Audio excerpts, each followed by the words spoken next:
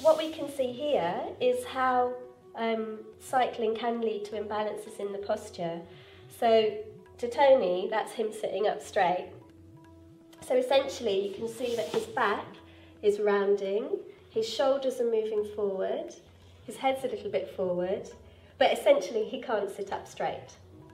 So for the first set of exercises, we're going to start with this posture.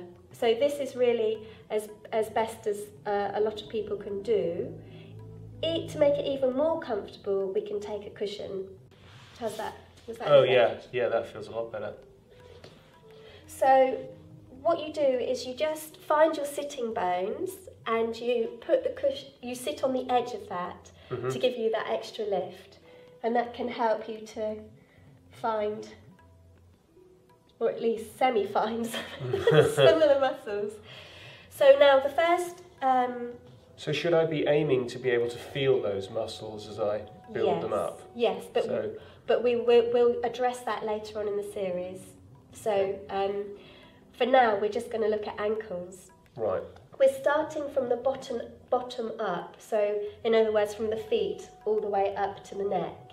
And we do that because generally, if you've got a pain in your body, in most cases, it comes from beneath where the pain is. So that's why we start at the feet. So the first movement, the first joint we're going to address is ankles. When you cycle, our feet of course are clipped into the pedals, and when we're cycling there may be some sort of movement, like when we push our feet forward, that's called plantar flexion. When we pull our feet back, that's called dorsiflexion. And so when we cycle, we're really only doing a bit of this plantar flexion. We're not doing any of this movement.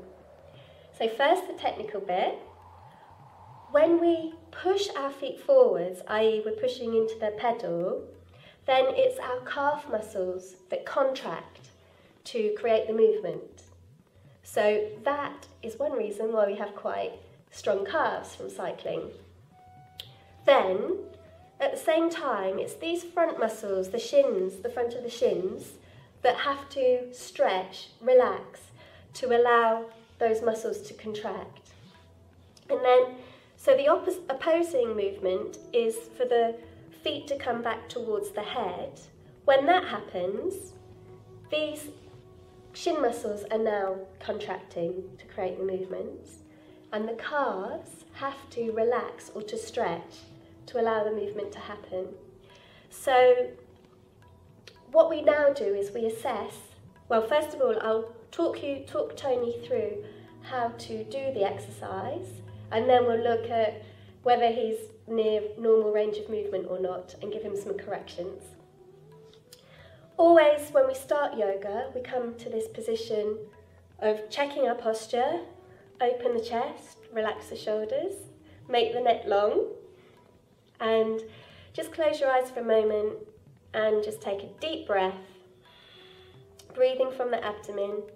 So you inhale and the abdomen expands, exhale and the abdomen falls. And just do that 2 more times. So inhaling deeply and exhale completely. 1 more time, inhale and exhale. So now, inhale, push the feet forwards. Exhale, pull the feet back towards you. Inhale, push the feet forwards. Exhale, pull the feet back. Inhale, so you're kind of pointing your toes away from you. Then exhale, push the heels away from you, toes towards you. And inhale forwards. Exhale back. Inhale forwards. Exhale back. Inhale forward and exhale back and relax. With all of these movements that we do, we're looking to feel, we're looking to really have this awareness of which muscles we're using, and we adjust ourselves in order to use those muscles. So sometimes when we do a movement, if a muscle is not strong or tight or something like that, it means that other muscles come in to help. So the muscle that should be doing the movement is called the primary mover, and then all of these other muscles that can come in and help are secondary movers, or they're called synergists.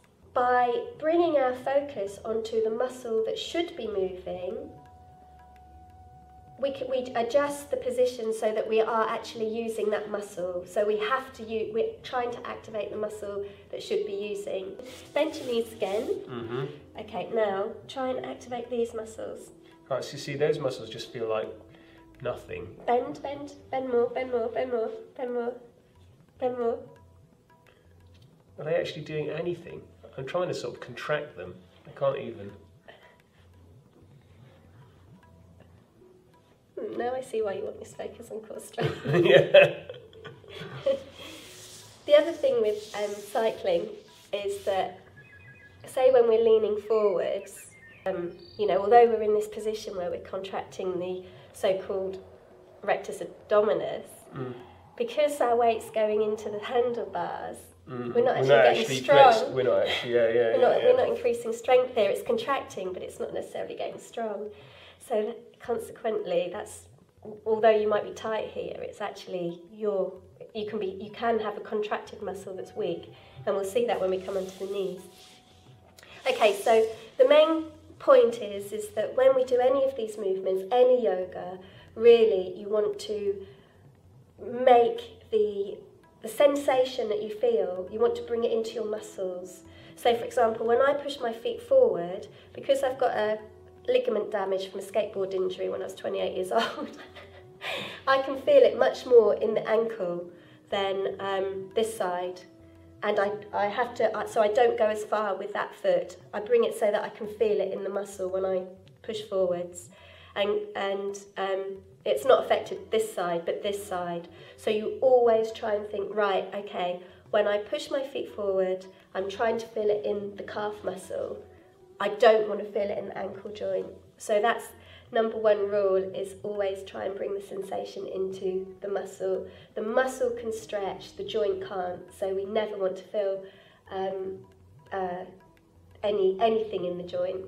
Secondly, on sort of general safety, is that you always need to have your mind with the particular movement and make sure it's comfortable. Never bounce into a move and never push into a move, because that's really where you can create damage. If you've got any medical conditions at all, like you've sciatica or a slipped disc or just ligament damage of the knees, anything like that, check with your doctor to make sure that you're able to do these and get his advice on particular movements. Okay, so now we saw Tony do his movements like this. Now, normal range of movement, as determined by the medical industry, basically says that when we push our feet forwards, they ought to be flat on top. Now, from where I'm sitting, it kind of looks like Tony's aren't too flat. Mm-hmm. Where are you feeling that in the ankle joint? I'm feeling it on the top of my feet. Okay, relax a bit back off that. Mm-hmm. You want to feel it in the calves. If you push your feet forward again, Tony, we'd say that is normal range of movement, 50 degrees forwards, and pull your feet back. So from a vertical, we're looking for a 20-degree movement, which is a little bit off for you, okay? But that's all right, because that's what we're doing this for.